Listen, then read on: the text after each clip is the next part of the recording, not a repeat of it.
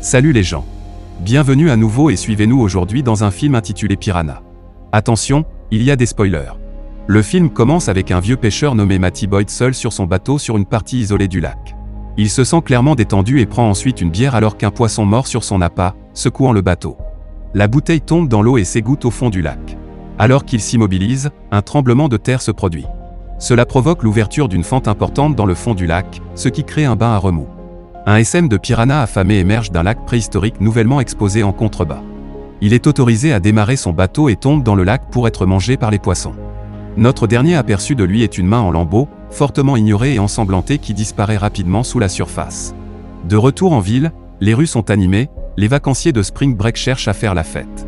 Jake Forrester se dirige vers la circulation sur un scooter en route pour récupérer ses jeunes frères et sœurs, Zane et Laura. Il est alors distrait par la présence d'un ancien crush, Kelly. Les deux sont occupés à se rattraper lorsque son petit ami, Todd et son ami arrivent en jeep. Todd presse Kelly de se dépêcher. Se moque fortement de Jake et jette finalement son verre sur lui avant de partir.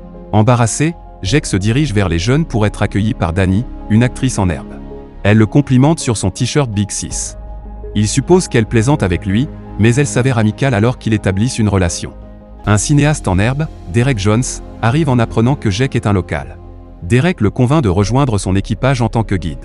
Plus tard dans la nuit, la mère de Jake, le shérif de la ville Julie et son adjoint Fallon recherchent Matty Boyd alors qu'il tente de hurler dans son bateau, qui est arrivé à Nestlé parmi des roseaux. Son corps lourdement mutilé remonte à la surface sous le choc. Il se demande s'il pourrait éventuellement fermer le lac, étant donné la présence de milliers de visiteurs déjà dans la ville et l'importance économique de cette fête. Le lendemain, lors d'une excursion de pêche, Jake propose de payer son jeune frère et sa sœur pour qu'ils restent à la maison afin qu'ils puissent rejoindre Derek et Dani sur leur bateau. Sa sœur se révèle une négociatrice coriace et demande $60 pour ce faire. 20 de plus que ce que Jake lui-même devait gagner en faisant du babysitting. Il accepte l'accord, mais insiste fortement sur le fait qu'ils ne peuvent pas utiliser le téléphone. Répondez à la porte ou quittez la maison en ville. Le site clé est une ruche d'activités, avec des centaines de jeunes buvant, dansant et prêts à faire la fête. Au centre de tout cela se trouve Dani et sa co-vedette dans le prochain film de Derek, Crystal. Ils dansent de manière provocante pour le plus grand plaisir de la foule avant de monter à bord du bateau pour les rejoindre. Jake rencontre Kelly Derek, qui la trouve clairement attirante, la persuade d'abandonner son petit ami et de se joindre à la fête. Il lui promet du champagne si elle le fait ailleurs. Il devient vite clair que le plan de Jake pour ses jeunes frères et sœurs ne se déroule pas. Ils ont défié ses ordres et se sont dirigés ensemble vers une île voisine dans un long canot rouge. Malheureusement, alors qu'ils se promènent autour de l'île, ce canot s'éloigne et ils sont incapables de le récupérer. En conséquence, la tentative de héler un bateau qui passe, mais ils ne parviennent pas à attirer l'attention des personnes à bord lors d'une de ces tentatives. Laura se coupe le pied sur des déchets gisant sur le fond marin et commence à saigner. Pendant ce temps, suite à un rapport d'activité sismique sous la surface, une équipe d'experts est arrivée pour enquêter. Ils sont escortés jusqu'au site du séisme à bord du déjeuner de Julie. À leur arrivée, les deux plongeurs, Paula et Sam, descendent dans les profondeurs. Sam va de l'avant et se force à traverser une brèche étroite et dans le lac préhistorique. Il est capable de distinguer les œufs du piranha, mais est rapidement attaqué et maîtrisé par un groupe d'entre eux. Paula connaît bientôt un sort similaire, mais il est tiré à la surface et sur le bateau par un troisième membre de l'équipe, Nova. Lui et Julie sont choqués de découvrir qu'elle n'est plus en vie. Une grande partie de sa peau et moi avons été consommés par les prédateurs ci-dessous. Pas trop loin. Kelly et Jake apprécient toujours la compagnie de Derek et de son équipe avec les boissons qui coulent. Kelly est persuadée de prendre un verre de tequila avec Crystal et de partager un baiser. Jake est également invité à se joindre à la fête, mais en ce moment il est sur le point de prendre la tranche de citron de la bouche de Kelly. À ce moment-là, elle se précipite sur le côté du bateau pour vomir. Elle est clairement ivre et a du mal à suivre le rythme des autres. De retour sur Terre, Nova et Julie emmènent un piranha solitaire qu'ils ont capturé chez Carl Goodman, un biologiste marin à la retraite ayant versé du poisson dans un aquarium. Carl le reconnaît immédiatement et le compare à un fossile. Il explique aux autres que cette espèce est éteinte depuis plus de 2 millions d'années. Il spécule sur la façon dont il a pu survivre si longtemps sous la surface sans source de nourriture. Carl affirme que cela est probablement dû au cannibalisme, soulignant les égratignures et les éraflures qui effraient le poisson dans son aquarium comme preuve de cela. Maintenant, certaine du danger qui pèse sur le lac, Julie ramène son groupe sur les quais pour tenter de les disperser. Fallon tire en l'air avec son arme pour tenter de faire taire la foule afin qu'il puisse leur dire de manière audible de partir. Mais l'accalmie dans la musique n'est que momentanée, et la fête continue. Des centaines d'étudiants ignorent complètement ces supplications et plongent. Avec l'eau, un carnage s'ensuit alors que des dizaines d'entre eux sont tués ou mutilés à la fois par les piranhas eux-mêmes et par plusieurs accidents qui se produisent à la suite du chaos plus loin sur le lac. Derek et son caméraman Andy soutien de gang ont filmé Danny et Crystal convergeant dans l'eau. Derek, qui a beaucoup bu, est irrité d'arrêter de filmer, mais Jake a repéré Laura et Zané sur une île voisine. Derek est d'abord réticent à les aider de peur de rater l'action en ville. Cependant, il change rapidement d'avis lorsqu'il apprend que la mère de Jake est le shérif de la ville.